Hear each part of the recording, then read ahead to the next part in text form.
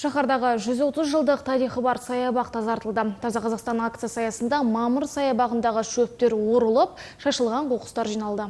Тазалық жұмыстарына әлеуметтік сала өкілдері мен ардагерлер қауымы да қатысты. Келесі бейнесюжетке кезек берейік. Таза Қазақстан экологиялық акциясы аясында мамыр саябағындағы тазалық жұмыстары барысында жабайы шөптерден тазалау, талбалақтау сынды жұмыстар жүргізілді. Игі бастамаға 150-ге жуық қаланың мәдениет, спорт саласының еріктілері мен ардагерлер қатысты. Қасым-Жомарт Кемелұлы Тоқаевтың бастамасымен Таза Қазақстан экологиялық акциясы жүріп жатыр.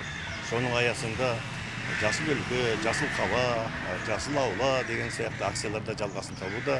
Соның бір айғағы бүгін мына үлкен саябағымызды тазалау жұмысы өтіп жатыр.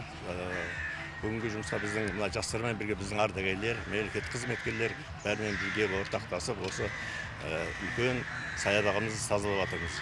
Жалпы біздің ардагерлеріміз биылғы акцияға толық қатысып келе жатыр. Осы қала ішіндегі саябақтарда 1000-ға жуық тал егуге қатысты.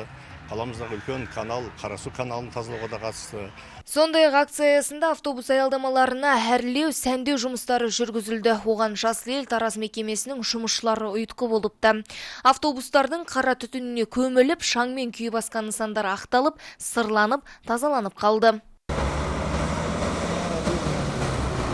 Айта кетейік, аймақта Таза Қазақстан экологиялық акциясы басталғаннан бері 1770 сенбілік өткізіліп, 220 мың адам тартылған.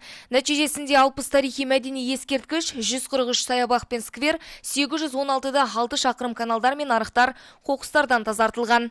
Жансая Жанболатқызы, Қаламға Сандықбаева, Ермек Кеншімбек, Айқын ақпарат.